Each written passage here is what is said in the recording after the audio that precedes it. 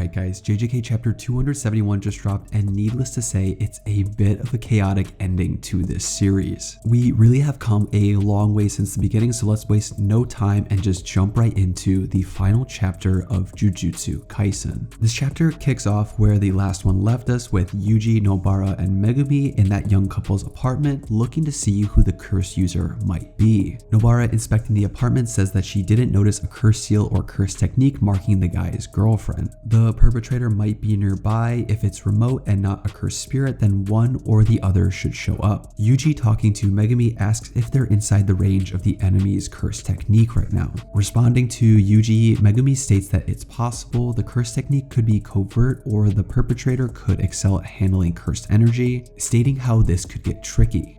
Nobara asks the girlfriend if there are set times when her boyfriend's face returns to normal, with her responding that she wouldn't know if it happened while she was asleep.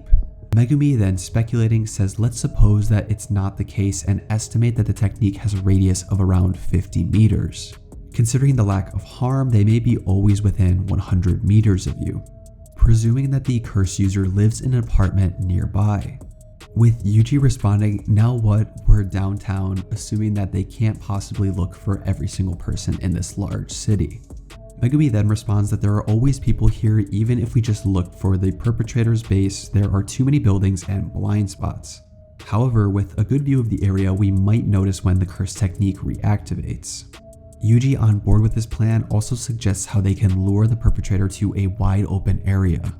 But Megumi smartly replies that that's assuming that the perpetrator is an idiot who will just follow them wherever they go. Nobara then suggests that Yuji dashes off with the girlfriend and then they would get outside the 100-meter radius in no time, with Megumi responding to this proposal saying that the perpetrator won't follow as well. Even if the curse disappeared, the perpetrator would go into hiding for a while unless they're a total idiot. And then he'll just do it again later when the dust settles, so they'll have to be careful not to attract attention to the perpetrator. Both being called out by Megumi here, they suggest that maybe the couple could take a trip by car, with Megumi responding to this one by saying that that's an option, but while we have to search for the perpetrator by sight, they're probably using a curse technique to track the girlfriend's whereabouts, and how both of us tailing them while searching isn't a very promising solution. Yuji then cuts in and says that if the perpetrator doesn't follow, we might be able to locate them when the couple returns and the curse technique reactivates, with Megumi responding that that's possible, but the timing would be up to him. Yuji and Nobara, both mad at Megumi for overturning their plans and basically interrupting everything that they're doing,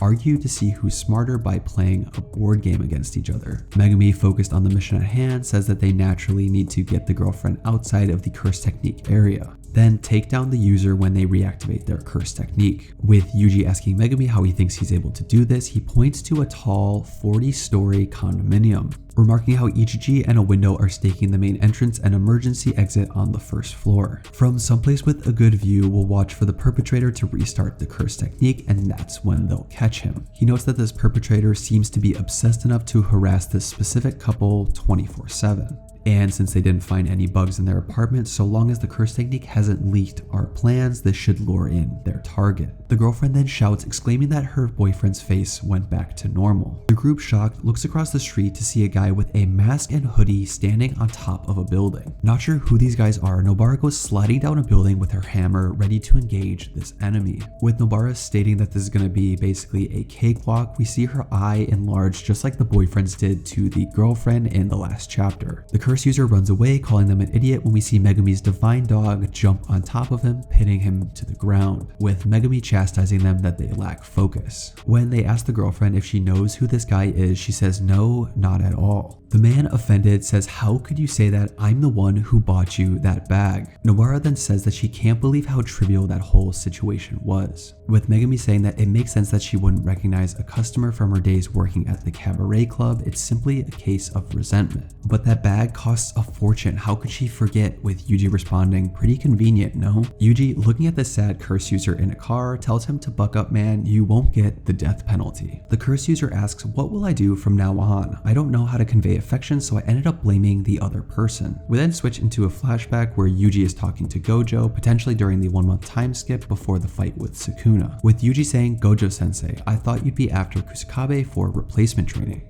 Gojo responds that that would have been fine, but how should I put this? Satoru Gojo hardly matters now, with Yuji then saying, what are you talking about?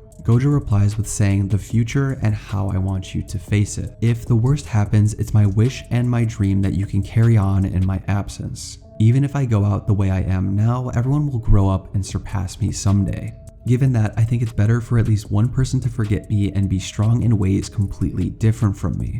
With Yuji then saying, how could I forget you? Adding on that this isn't like him and where did his confidence go? Not sure if Gojo is going to be okay. Gojo, responding with a smile on his face, says how naive he is and he's never been more sure of himself in his life. But nonetheless, I'm counting on you, Yuji. We then cut to the present where Yuji is talking to the curse user and he says, you already know where you went wrong, so you'll be fine. Atone and then come work with us. I'm counting on it. And this is a pretty cool thing to see because Yuji, obviously being a very empathetic and caring person, is strong in the ways of personal connection, something that Gojo really never had throughout his life, being the strongest and segregated from everybody else. So in this way, Yuji is really fulfilling Gojo's dream of being a lot stronger than him when it comes to creating bonds with others. Nowara then says, hey, what about that one thing? With Yuji saying that he got rid of it. Yuji tells them to chill and it's not that dangerous, it's the perfect ward. So no worries as we cut to a panel of his hand with 2 missing fingers on it. We then cut into a conversation in some soul or afterlife world between Mahito and Sukuna. Mahito stating, Sukuna, you got here first, huh? With the King of Curses responding, oh, you're here? Is this the 3rd time we've talked? Referring to the 2 times that Mahito had touched Yuji's soul. Mahito says that because my curse technique affects the soul, this is kind of a residue of that. This place is a passageway for the circulation of souls. He then goes on to ask him, you were lying, weren't you, to yourself and others about just living as befits your nature? He says, I think your life was about revenge against everyone who scorned you as an abomination. Sukuna then says it amounts to the same thing. That is my nature, I know no other way. Then he corrects himself, saying, no, that's wrong. I could have chosen how to live, saying that he had 2 chances. And then we see in this panel a picture of Urame and Yorozu. Urame representing more of the evil and aggressive side of Sukuna, and Yorozu representing the side of love, as we saw with their flashback. Sukuna then continues saying that he had to vomit out the curse writhing in my entrails. I was afraid of the immolation by my own curse. If there's ever a next time, maybe I'll change how I live. As he holds a crying Yorozu's shoulder, Mahito, shocked, says that that's boring and he's just gonna settle down, with Sukuna respecting his defeat, saying, of course, after all, I lost. Mahito then says that he's the only unruly child left as his soul falls into oblivion forever. We then get a couple of panels of the main cast being Yuta, Panda, Maki, Inumaki, Hikari, and Kirara, and lastly the trio of Yuji, Megumi, and Nobara. And then coming full circle from the beginning of the entire series, we see the shrine that housed the first Sukuna finger that Yuji ever encountered, where the door slightly starts to creak open. Just like the first chapter of the series, we see Sukuna's finger resting there, presumably to ward off any cursed spirits that might be in the area. And that's a wrap, guys, for the entire series. Personally, while I do think some of the ending was a little cliche and a tad bit rushed, there was still kind of a heartfelt message with Gojo passing on the future and entrusting it to the students that he taught and loved so dearly. It really has been a blessing and a pleasure to cover this chapter by chapter with you guys and to hear all of your insightful commentary. But I would love to hear your thoughts down below, what you generally thought of the ending and how the whole series wrapped up. If you like these chapter explanation videos, be sure to like, comment, and subscribe so I can continue to make the best anime content that you all want to see. And if you're all interested in seeing all 14 domain expansions ranked in the series, you can check out my video right here. But with that being said, thank you guys so much for watching, and I will chat with you in the next one. Stay curious, anime fam. Peace.